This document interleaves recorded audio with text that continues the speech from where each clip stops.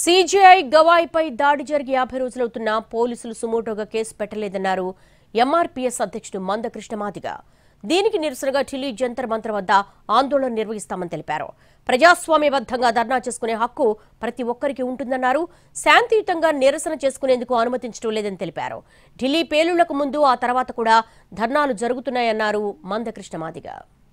యథావిధిగా అందరికి పర్మిషన్ ఇచ్చారు, ధర్నాలు జరుగుతున్నాయి. అక్కడ ప్రజాస్వామ్యబద్ధంగా శాంతియుతంగా నిరసన వ్యక్తం చేసుకునే అధికారం హక్కు ఎక్కడిచ్చారు? ఢిల్లీలో జంతర్ మంతర్ వద్దనే కదా. ప్రజాస్వామ్యబద్ధంగా శాంతియుతంగా సభలు జరుపుకునే హక్కు, శాంతియుతంగా ఒక నిరసన వ్యక్తం చేసుకునే హక్కు, ప్రజాస్వామ్యబద్ధంగా భావ ప్రకటన చేసే హక్కు ఇక్కడ ఎక్కడిచ్చారు? ఢిల్లీ జంతర్ మంతర్ వద్దనే కదా.